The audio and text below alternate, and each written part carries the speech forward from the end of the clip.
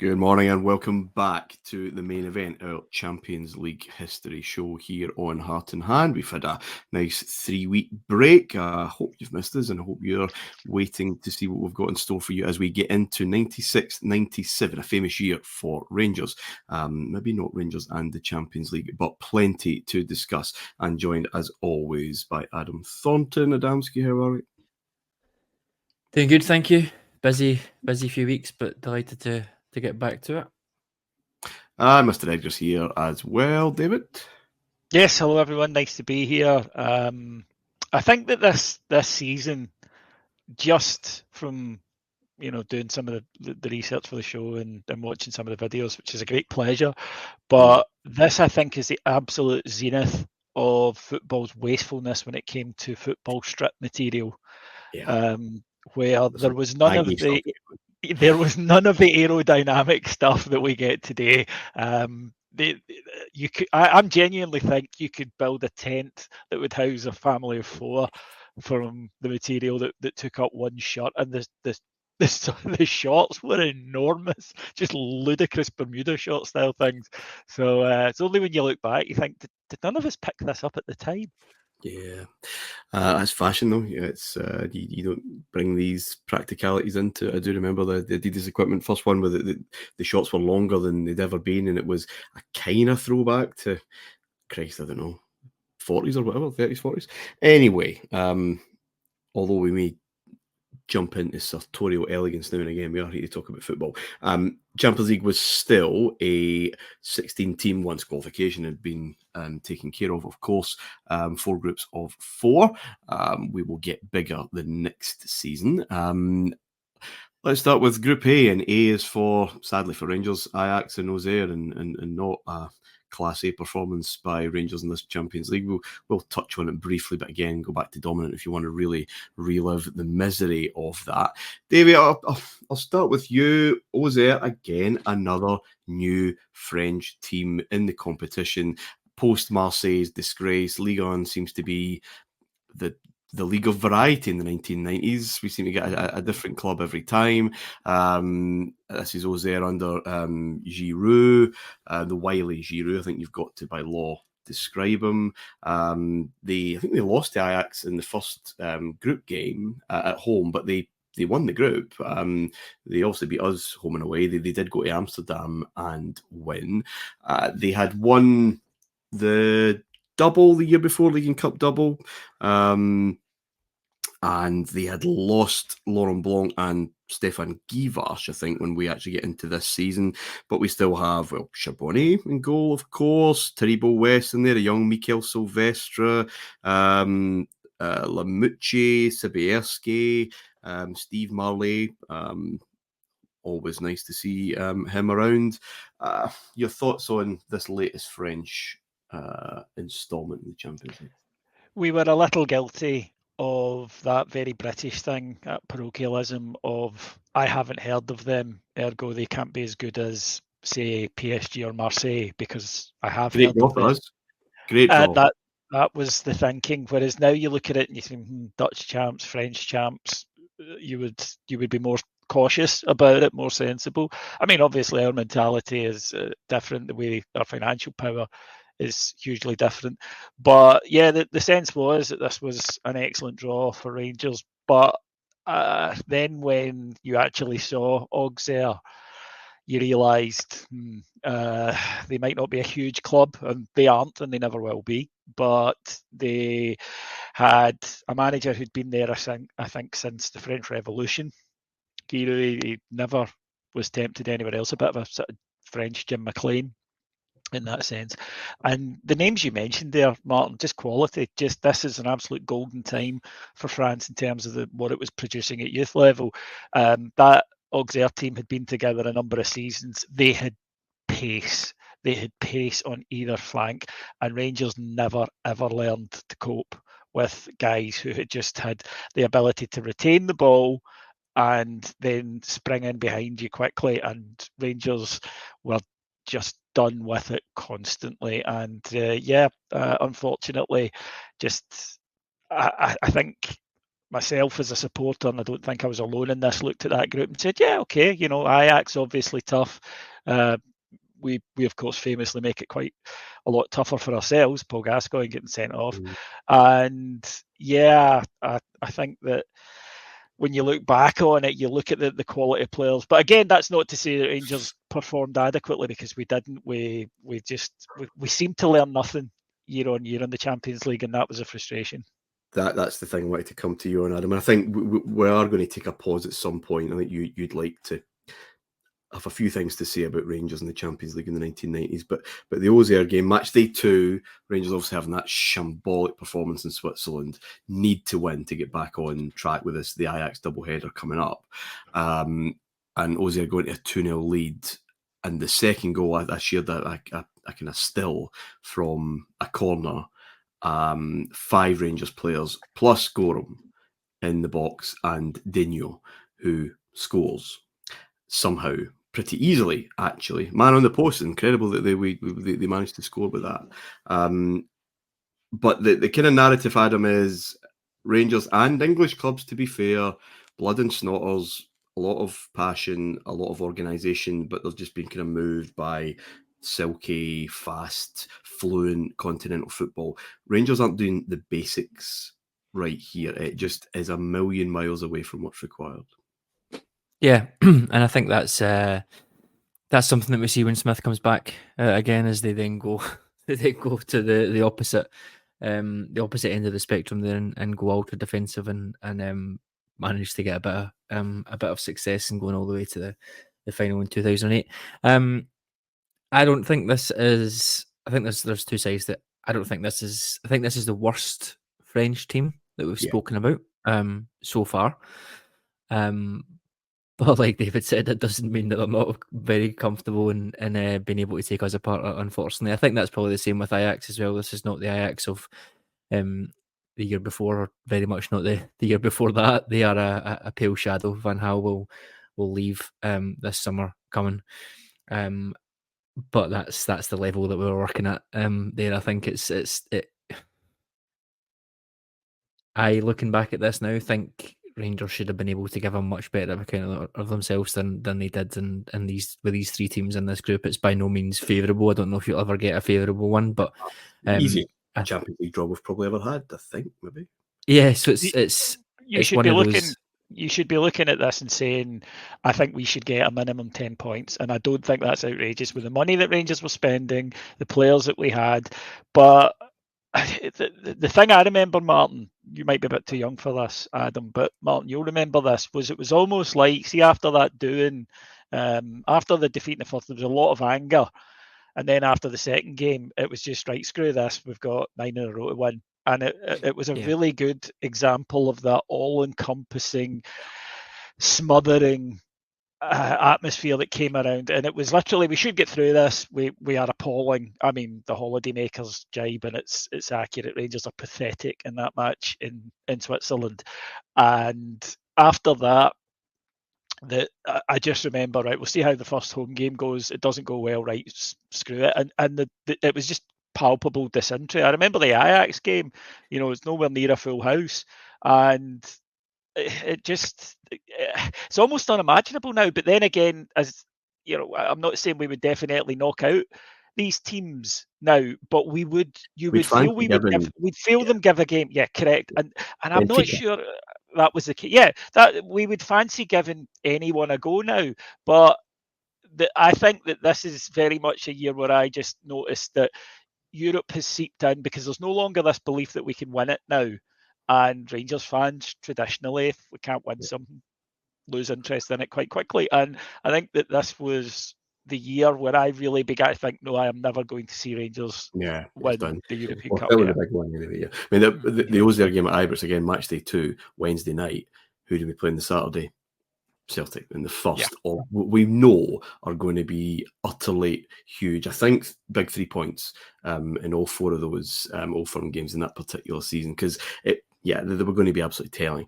And Rangers were superb in patches of the Saturday game, and just we were becoming a different, very very different team in these 2 competitions. Anyway, go to dominant for that. Auxerre, I think you're right, Adam. They're not Monaco. They're not PSG that we've talked about. Even not, I'm not entirely sure they're kind of up there, but they win the group. Ajax, we will come to next week and see where they are. Very much at the end of that cycle, but the same points. But I think it went down to head because Auxerre won 2-1 in Amsterdam and Ajax won 1-0 in France. Group B then. Again, a new team for us to look. We've seen Borussia Dortmund. They were in the Rangers group and Juventus group the season before. But Atletico Madrid, Adam, are in the Champions League this year, managed by Radi Antic, who has managed everybody, I think, in Spanish football, Real Madrid and Barcelona, and a few others in between. This is probably his most, not probably, this is his successful time, winning the league with Atleti. And where are they? What are they around this time? A few players that kind of stick out. They look very much, well, to me anyway, they look and play very much in the image of who's playing on the right side of midfield for them, which of course is Diego Simeone, who plays very much the same kind of way now. I mean, they added Radek Babel. He played for Czech Republic in Euro 96. And Juan Schneider, the Argentinian midfielder, forward, I quite enjoyed. What were Atleti at this moment? I think this is one of these occasions where you don't want to give a team a disservice and say you only do something because other teams haven't done something. Like the whole Leicester thing. Mm-hmm.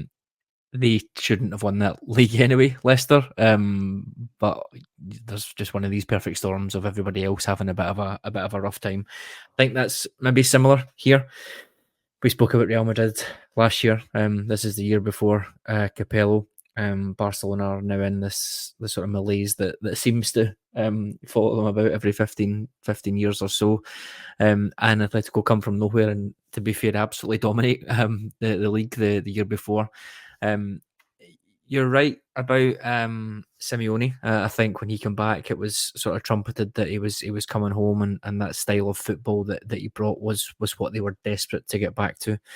Radi Antic, was the coach at this point. I think he was their 16th coaching appointment of the decade. At this point, 6 years in, he's his Gill, who we all know, extremely right wing, one of those persona chairmen that are probably dying out a little bit now.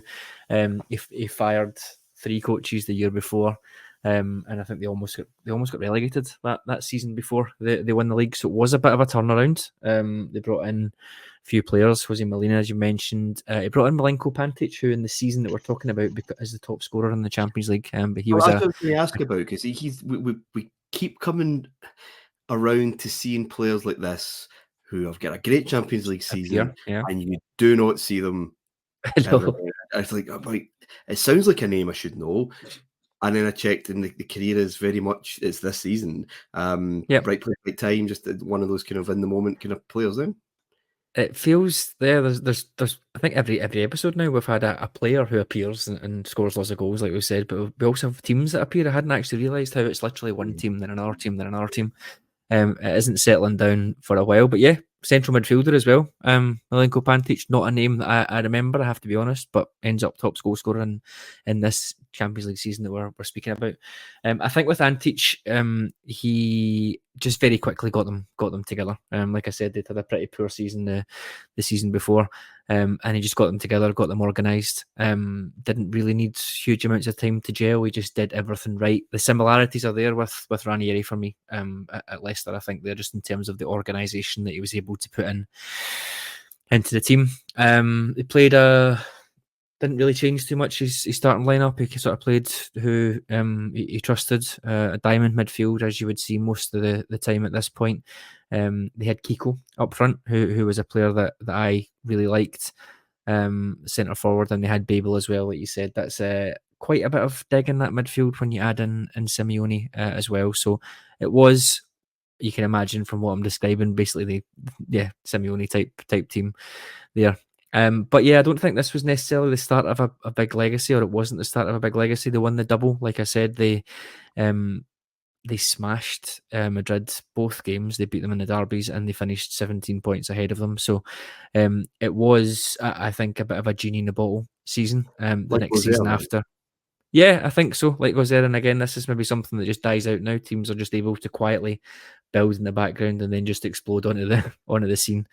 It's definitely not hard to draw parallels with what they were then and what they were when Simeone came back. But that period in between, I mean, 3 or 4 years after this season that we're talking about, they got relegated. And then they come back up the way. But you've got another, from 97 to when did Simeone come in? I'm going to guess 2012.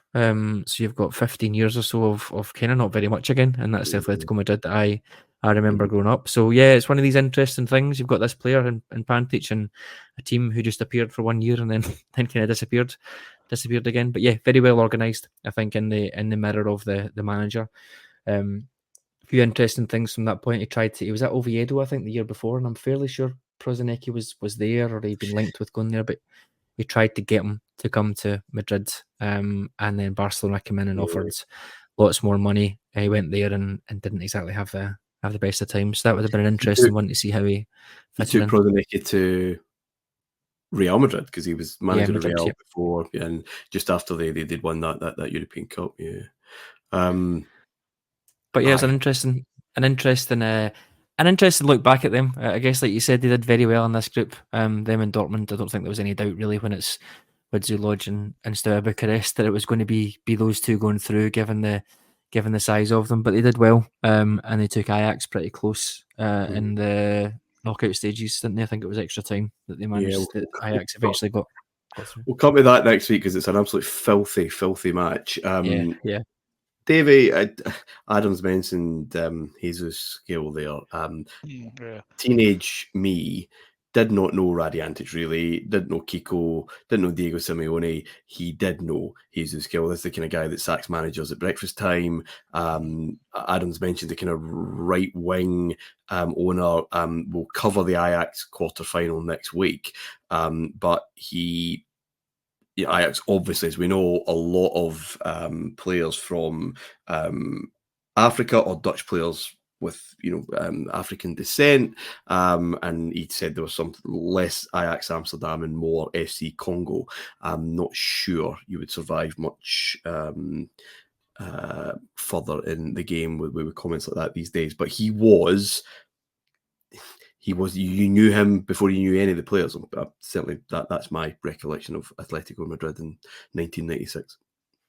Yeah, probably more famous in the UK at the time than any of these players, and a big part of that was Ron Atkinson had been out there as manager, and of course, famously gregarious was Big Ron. So when he came back from it, he had an absolute welter of Jesus Gil stories. But they did, as Adam said, they had some talented players. They had Sneijder, the Argentinian, who was a quality player. They had Caminero, who the Spanish midfielder, and he was a terrific footballer.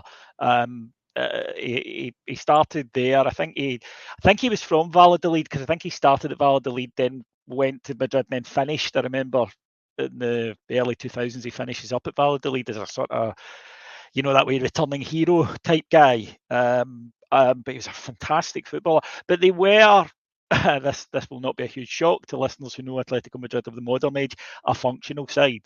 They were not explosive. They had that midfield, almost a sort of modern, Adam tactically could break them down better than I could, but Adam, almost that modern three real tight central midfielders in together, who were all capable of winning the ball. They had, as you say, Kiko through the middle, who had the lightning and pace as well. They had a couple of wide forwards, and I use that term rather than wingers. They had a couple of wide forwards. So quite a modern, or certainly ahead of its time way of playing. But they were certainly a side who were built from the back, who all had jobs to do. And you're right, Martin. I think at the time, to us, they were the kind of slightly less glamorous wee brother of Real Madrid. They weren't a side that you really thought of, and it is, I think, a testament to Simeone that he has returned them to maybe where they were in the 60s and 70s. Within the the last 2 when they were a huge club, but over in Britain, certainly to our age, they hadn't really been a side that had done too much. But this is a good side. But as Adam says, if you actually look at the two squads, look at the squad 95, 96, 96, 97, and then look at it 97, 98. Adam's right. You could build a good side in the background, but then when you emerged into the foreground, that's when you got taken apart by the clubs with money. You're absolutely right about not looking down, but yeah, they weren't one of the big two, and this mad chairman is kind of all you knew them for. But I do remember once I kind of detached the Rangers humiliation from how I watched the Champions League that season, being quite excited to see someone other than Barcelona or Real Madrid. And again, because the amount of highlights that you could see now, the amount of football that you were starting to be able to watch, this was of interest. It felt a bit new. Great strip as well. And the first time you see that kit, you go, whoa, that is a peach. Adam, you mentioned Borussia Dortmund, who, of course, we will talk about next week. We built Auxerre and Ajax, actually. Dortmund won in Spain, Madrid won in Germany, but they were never in doubt, really, who was going through to other minnows, really, I suppose, or relative minnows in terms of countries in that group. And all four of these groups, sadly for us, are kind of shaped like that. You get two big nations and two smaller nations, and it's the bigger nations that should go through. And that was the case in Group D. You have the champions of Portugal, Porto, who have been in this competition before, and you have the champions of Italy, and of course, 1996. That means a hell of a lot, which is Milan, and then two teams from Scandinavia, Gothenburg and Rosenborg, and therefore Group D should be like Group B, really, with these two big teams battling it out for top spot and higher seeding. And we forget about the rest. Of course, this doesn't turn out that way. A couple of games I suppose to look at: Porto versus Milan. Milan versus Porto in the San Siro early on. Porto wins 3-2. Simone scores a lovely goal. Artur scores an even better goal and great touch, control, finish. And then George Weah puts Milan back in front. He was nearly killed, I think, and tried to do it. It was pretty dangerous. And then they bring on the substitute. And people forget just how often Jardel was used as a substitute. He only started 2 of these 6 group games for Porto, and both games were against Gothenburg for some reason. But he comes on and scores the 2 goals that won the game for Porto against the famous Milan. Aging, I mean, Baresi's only one that's about 36. You still got experienced players there, but people talk about this team as if it was kind of creaking. They weren't quite yet. They just had an absolutely dreadful season. I think they finished 11th in Serie A that year. But again, go to Dominant to hear me cry about what could have been. But I think the line I used in Pursuit History or something like that was Smith was trying to replace McCoist.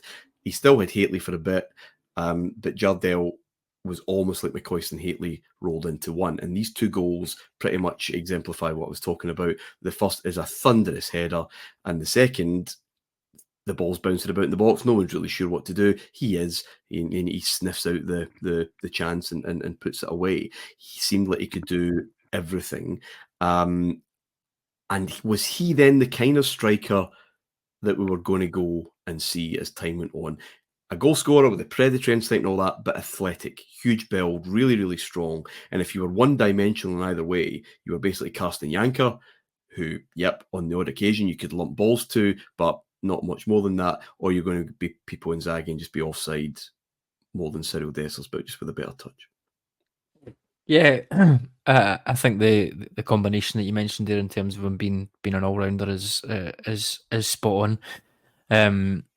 He scored ridiculous amounts of goals for Porto. I think it was I wrote it down earlier on. Let me see if I can find it. 175 games and 170 goals in the 4 seasons that he was at Porto. Just to rub salt into our wounds about about not getting him. 7 goals in the first half of a cup game he scored in his first season, which is just ridiculous. I'm not even sure what the score was. I just stopped reading when I heard that he'd scored 7 goals in one half.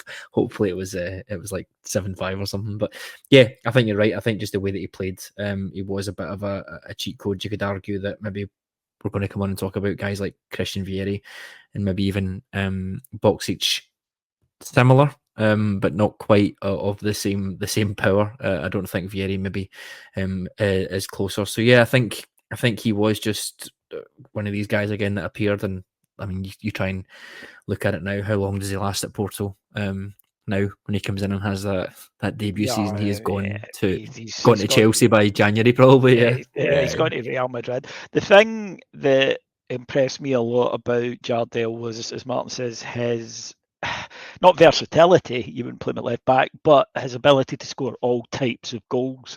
And I think that your really, really top number 9s, Shearer is the example I return to a lot, but also maybe in the modern day Harry Kane, for example, or Benzema, they pick the right finish all the time, but they're capable of doing that thing that you mentioned, Martyn, which is playing with their back to goal, or they're capable of just hanging on the shoulder of the defence because they have pace as well. And because of that, teams could mix up the way they played. What was really funny about Jardel, not funny, heartbreaking, tragically funny, I suppose, was Rangers' assertion that his training session, do you remember the famous phrase, he couldn't trap a bag of cement? And as I watched him wander through the famed AC Milan defence for the 4th goal, I said, aye, but why were you playing with a bag of cement, Archie? It was he's quite good with a with a size 5 mitre, but yeah, he was and Adam's absolutely right. In the modern day, he's 80-90 million gone to the Premier League or to Real or Atletico. He is not lasting at Porto. It could not happen. It's just unfeasible in the modern era. You wonder how. Obviously, we don't have the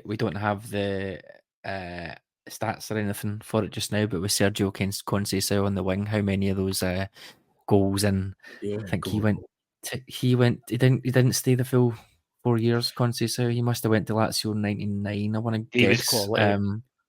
But coach the amount of assists. Yeah, he is their coach. Yeah, doing very well. The amount of assists he must have got for Jardel is frightening. But yeah, top goal scorer in Europe a couple of seasons after this for Jardel. I think he missed out on the in the Golden Boot 1 year. Must have been the end year because of the waiting. Yeah, you don't get enough. What is it? I can't remember what the weights are now, but 0.75 for being in. It was. Yeah, you got less weight. Same in Scotland, actually. I think his final year was actually his most prolific per game. Maybe I can't remember. But what did surprise me again, this is his first season, so maybe they're just bringing him back in. Maybe it's very Porto to be quite sturdy for a while and then unleash the guns. He's on the bench 4 of these games, and again, the only games he starts are against the team that finishes bottom. That surprised me a little.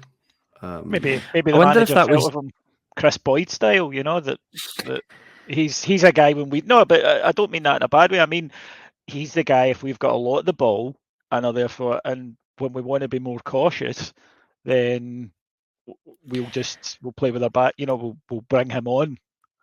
Yeah, it's a difficult one. I guess trying to think about it logically, he'd just come in, hadn't he? He'd been at Gremio. He did score a fair amount at Gremio the first couple of years. So, like you said, it's his first season, getting up to speed, all that sort of stuff, maybe. But yeah, from when he started banging them in, I don't think there was any doubt. But it could be he came as, like David said, he maybe came and the manager had a preconception about the type of player he was going to be, and it took a season to sort of get him up to speed, or for the manager to be convinced. But yeah, the 2 goals in this game, like you said, the header is just towering, I think is the word that you would use to describe it. And then it's a very decent goal for the second one as well. He could do everything, like you said. And yeah, what could have been, I guess.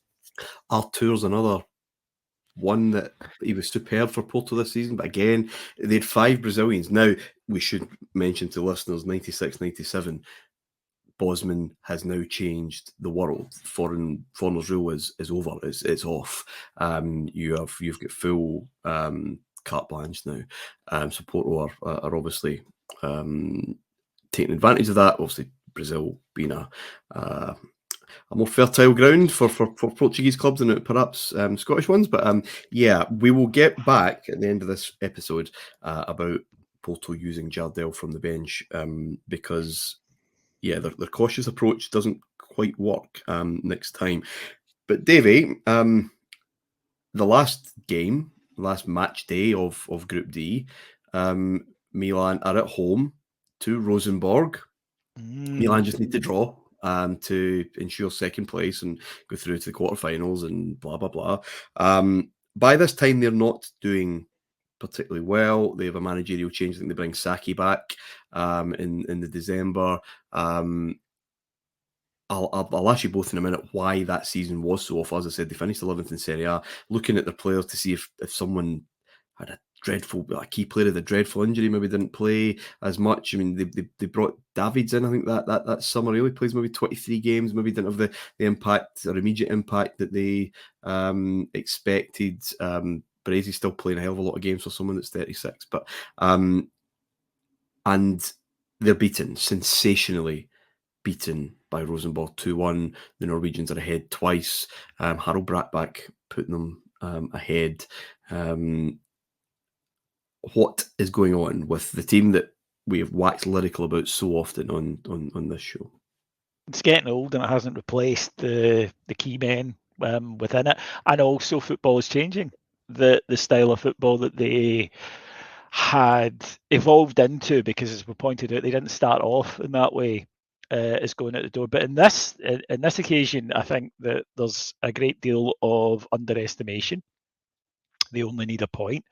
It's a Norwegian side with the best in the world, but it's an incredibly well-drilled Norwegian side that had been together since school. And I'm honestly not exaggerating that by much. They had come through from about under 14s, the vast majority of this side, and they could only play one way. Look at the amount of names in that Rosenborg team that you will remember having an unsuccessful spell away from Rosenborg, who will then finish their careers back at Rosenborg. They did it time after time.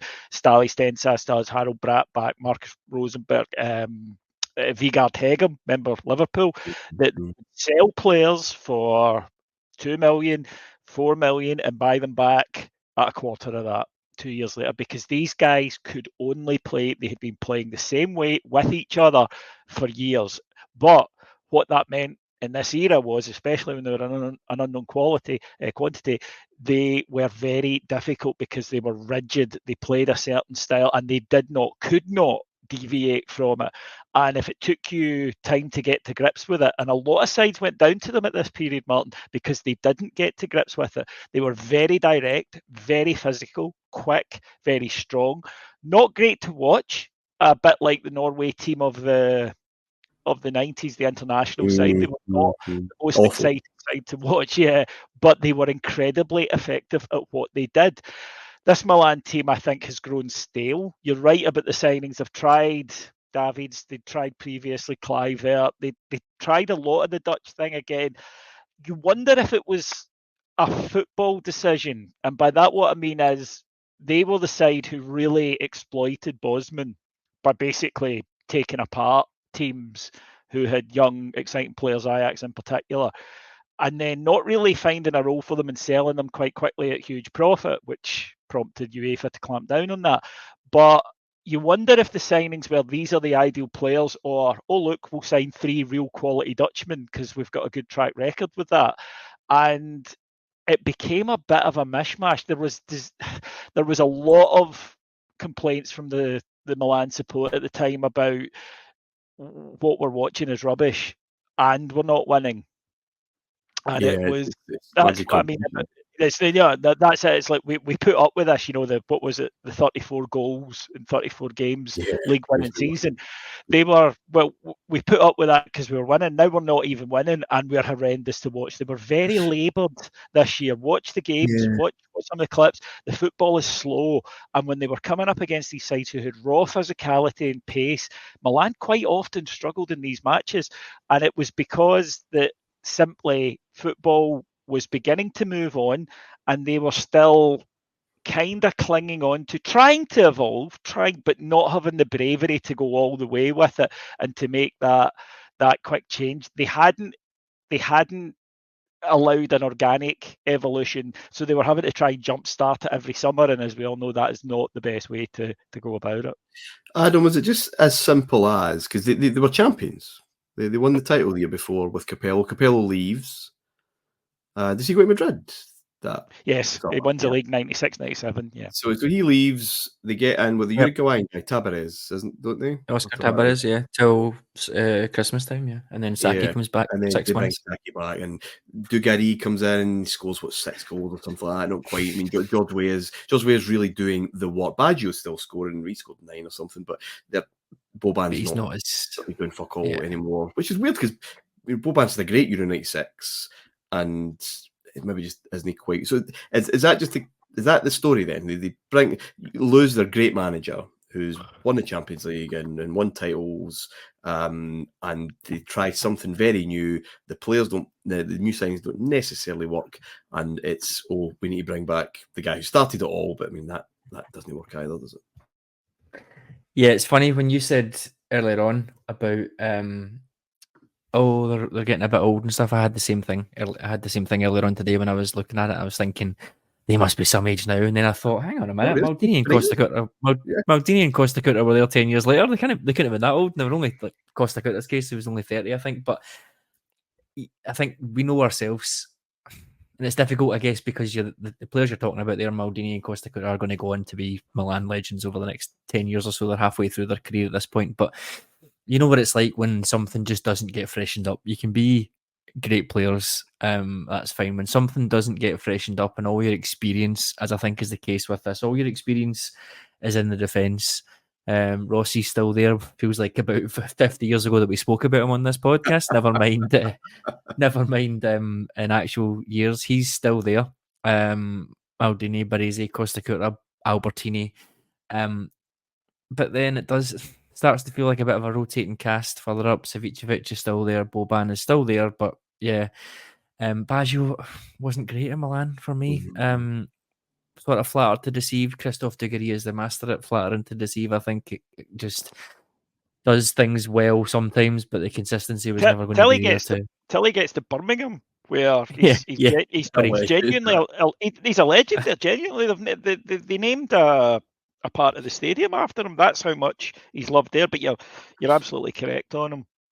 I think that's probably is one of those things, isn't it? You're a cult hero doesn't maybe necessarily translate to the level of AC Milan. I think it's, at Birmingham they focus on the things you can do as opposed to where at Milan they'll be, well, we expect you to be able to do that. They don't have that. I still one of my favourite just sorry for the aside, but France 98, they would, do you remember the highlight shows that they would have each night? Des Lynam in the studio, etc., that kind of thing. They'd have their guests on, and they sent the reporter out to the streets of France, and he went to a cafe and this was, remember that game they won, but Zidane got sent off in 98. You know the one I mean? Yeah, Saudi Arabia in the group. But they were saying, we're asking him about France's striker situation, and he said, what about Guivarch? The Frenchest looking man in the whole world, who has a glass of red wine and a cigarette in his hand. That's how French looking he was. Says, I would not play him. And I said, well, who would you play? Dugarry? He went, no, I hate Dugarry. He is shit. And I thought, yeah, you'll not be going to that cafe again for an interview. But the fact even that Dugarry was at Milan, I think, is a sign of kind of where they are. And I don't mean that disrespectful to him, because he was a talented footballer, but he was not an AC Milan 1990s player. But and the fact he actually turns out to be one of their best, I think you're right there. I was glad you mentioned Savicevic because he's a great example. He's been there for years and he's played bits. He's done. They've all been there for years. That's but the certain ones have been very. Savicevic was never consistent, but he'll come in and every time he's coming to the end of a deal, he'll go in a wee spot and they give him another year, another 2 years. But there's a staleness about this side. I'm glad that stopped. I'm glad all clubs learned from that. I'm glad clubs have cottoned on to that. Okay, Rosenborg, this was a huge story, regardless of Milan having a funky season. This was massive, and Rosenborg went through to the quarterfinals. There's another Italian team, of course, in the competition. They were the champions of Europe, Juventus, and overwhelming favourites for this season's Champions League. Again, we will speak about them in a wee bit more depth, what they added, and did it subtract next week. But they're in a group with Manchester United and Fenerbahce and Rapid Vienna. And spoke to Rob just before we come on to what your memories about the Juve games. We lost 1-0 in Turin, and it was, again, another lesson about where we were, how far we were away from this kind of level. It was one that could have been anything. And they won at Old Trafford, the Del Piero penalty, but that was a wee bit more 50-50. It was a wee bit more balanced. But United were not, Adam, again, particularly impressive. They lose to Fenerbahce, the first time they'd ever lost at home in Europe, actually, in European competition. And they go into the last game third. They do the biz, though. They go and win in Austria, and Fenerbahce lose to Juve, so United go through in second place. But English football still quite isn't there yet. They're slow progress, but they're still quite far away from the absolute top of this mountain. Yeah, I'm kind of glad you said that, because my sort of thoughts are Man United are nowhere near what you would expect them to be at this point. So it's good that you kind of got it backed up. You're just looking at, I mean, some of the lineups. Obviously, you look at some of the Manchester United lineups, and you've obviously got Butt, Beckham, Giggs, Keane, etc. in them, and you think, okay, that is, in my mind anyway, I think that has always been as good as the '99 team in Europe, and it's maybe not the case. You start to look a little bit further back, and they've still got Dennis Irwin, they've got Pallister, they've got Raymond van der Houwen in some games in this season as well, and it's maybe just lacking that quality, that sort of proven European quality, certainly at the back, and maybe even up front as well, before they bring in guys like York and Cole anyway, on the European stage. So I bow to no man in my admiration and love of Eric Cantona. He's probably my favourite non-Rangers footballer of all time. Yeah. He was not, though, a good player for them on the European stage. In the main, I'm sure we can all pick out moments. Decent this season, but I would agree. In he didn't have the pace. And in England, a lot of his play was about his attitude and his brilliance. And United accommodated that. They needed his leadership, and I know that might sound strange to people who just know him for kicking someone over a fence, but Cantona was huge for them. See, when United were in hostile environments, which they always were, because this is the height of anyone but United, Cantona was the puffed out chest, the collar rolled up, and doing amazing things. But United accommodated him domestically, which they could. You're right about that midfield, Adam. In Europe, they couldn't. And I just don't think he had the pace, really, at that very top level. Pace is key, man. I imagine Adam's going to talk about it more and more as the weeks go on. It's becoming a more athletic game. Someone wrote a brilliant article in World Soccer after the 2002 World Cup. Said this is robot wars, basically, with skill. It is athleticism above everything else. And your mercurial players like that, although he is actually good. He's a lot better in this Champions League than I remember. Interesting, you mentioned anyone but United, David, which is still there, especially at home, and it had been there in Europe. A lot of people feasting on the cadaver of that United performance in the Nou Camp. And just laughing. However, post Euro 96, certainly in the media, but probably not completely, but more of English football wants some respect in this tournament. It needs better players in the league, and they need to see United, anyone doing well, because it's been a bit of a shambles. And we've concentrated on the group games, but we'll look at one knockout game before we go until next week, and it will be United's quarter-final against Porto, where United are overwhelmingly second favourites, or underdogs as it's called. Porto were second favourites for the competition at this point, behind Juventus. Ferguson said it was like being in the dentist waiting room. Fear, but excitement, I suppose, kind of rolled into one. They were without Keane, they were without Nicky Butt, they were without Paul Scholes, had to play Ronnie Johnson in midfield, with Beckham and Giggs and Cantona behind Solskjaer and Cole. And Ferguson said, and people believe him, that he was aiming for a 1-0 win at home.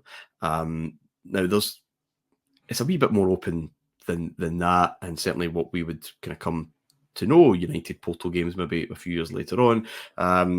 Porto looked dangerous, but United cross balls, set pieces, really all that they're flinging. They get a goal from the most ridiculous David May goal. David May, yeah, possible to see on the wait, ground. do you know who got the assist as Gary well? Pallister. Gary Pallister. How great is that? The appropriately named Hilario in goals. Yeah. Kind of spilled it, and David May was on the ground, somehow scored. Cantona scores, and then, to be fair, United can play counter-attacking football. The 2 goals in the second half are brilliant. They're clever. That United team of old. Jardel starts on the bench. He's brought on after 25 minutes, after Porto were 1 down. And there was some indication he was involved in a kind of tunnel fracas the weekend before, maybe damaged his shoulder. But as I said, Porto used them on the bench quite a lot. They probably would have been playing for a draw, almost certainly playing for a draw, and get them back, blown away. Now, Davey, I'll come to you first, just on the noise around this game, and then Adam about maybe the game itself and what it meant. But everything changed. There was a hype train almost immediately about Manchester United now after this one night that there wasn't before, because it's been a bit of a shambles, Galatasaray and just managing to sneak through this year and everything else. This was a doing of the up and coming fancied maybe hipster team in Europe, and all of a sudden United look like they've cracked this.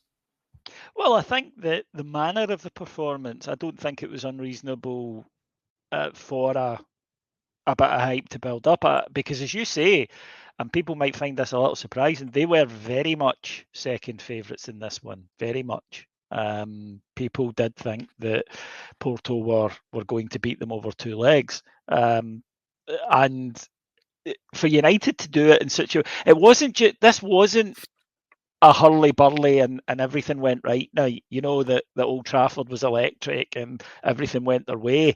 This was, okay, they get the break with the opening goal, right?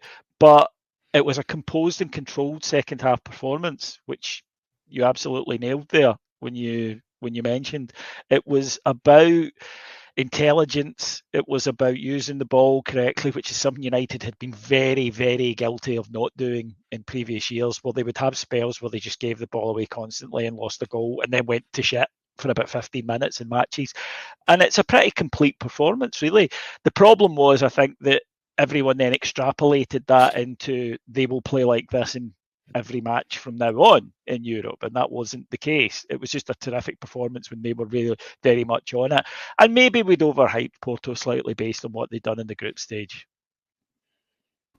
Possibly, but they were very, very good. Adam, it seems to come from nowhere, really.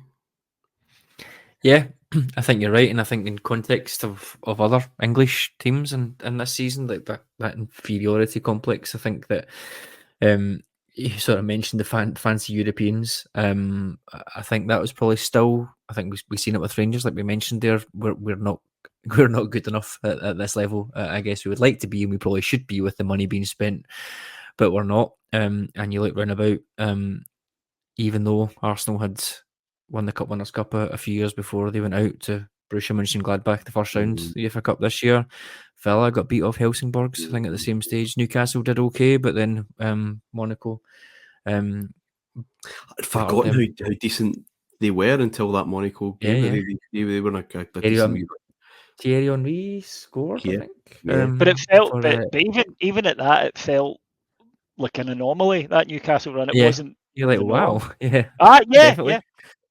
So I think it's the same here. I think it's the same. It's the same with this game. I don't think anybody looking back expected them United really to get the win here. I think tactically we start to see Ferguson sort of coming into his own maybe a little bit in this one. For the first time, going with that 4-3-3, like you said, it shouldn't really have worked given the midfield that's there. I mean, it's a joke really when you think about it. I liked Ronnie Johnson. I thought he was underrated. I liked him too. What's that, mate? Yeah, I liked him too.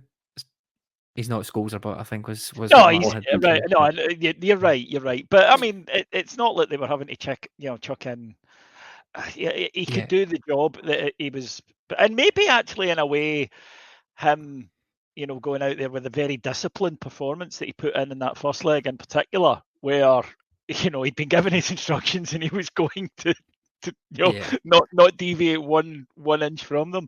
I thought he was a good. I just think society. Yeah, I just think Ronnie Johnson, David Beckham, and Eric Cantona as a Champions League midfield three is a bit mad. Like it's like Ronnie Johnson basically doing the Claude Makélélé at Real Madrid role.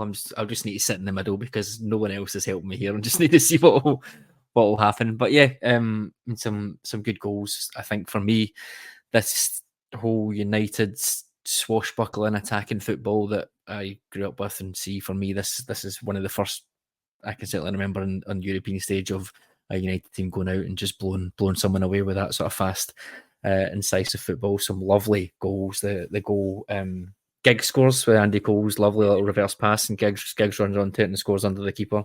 I will save the keeper should have done better chat for, we won't come back to the keeper should have done better chat that we had in the earlier rounds, and just appreciate that for a good goal. But yeah, a very welcome win, I think, for United in this one. And then the return leg was the one where there was lots of trouble, was it? Was it not? Yeah. I think 30 in Porto, obviously. 30 fans ended up hospitalised. And Portugal's not really a destination where you would associate with that kind of thing. Certainly not now. Sure, there was a crush as well, wasn't there? Obviously, what was that like in terms of like the reporting of it? Because obviously it's only 10 years since Hazel and there's all that trouble and crushes. Was there? Yeah, what was the I think there was already a sense. And by the way, I don't think much has changed. In fact, a lot has changed from these shows that we do to now. But one thing hasn't is that British fans travelling abroad did not tend to get looked after in the way that you might expect. And I think at the time there was a sort of reticence on behalf of British officialdom because of what the fans had been like and the reputation that they'd had in the 70s and 80s to go and complain about it. But, it's a different type of support really that's going. But then you would go to a major tournament and England fans would still get involved and stuff. So I think there was a sense from these countries that when fans were coming, that you were just about to welcome, the Visigoths. And I don't think too much has changed. There are certain countries you go to, the batons come out at the drop of a hat. Adam, you and I were there in Copenhagen of all places when the Rangers fans were just standing about and the cops come out with the batons, and it's like, wow, where did that come from? I think back then there was still a sense, by the reputation was still very much there, that British fans travelling are going to cause bother. They're going to be looking for fights, and the police were, at DEFCON 3 even before the first plane landed. But no, there was a reaction to it here. There was a lot of stuff because, United are so big and, certainly were undisputed number ones really back then, and certainly in terms of size, that everybody in the English media made a big thing of it. But nothing's changed, let's be honest. But the game at Old Trafford was, I think a lot of people say that the first night in years that really did kind of come alive. It was a very, very special night. There would be a few more special nights to come. We'll wrap it up there, boys. Thank you, Adam. See you next week. Cheers, guys. Thank you, David. Pleasure as always, guys. United may have been underdogs against Porto, but after that result were probably favourites against a Borussia Dortmund team in the semi-final, a chance to reach the Champions League final and for Alex Ferguson to get that holy grail, the European Cup. Might be a little more tricky than that. Until next time, bye for now.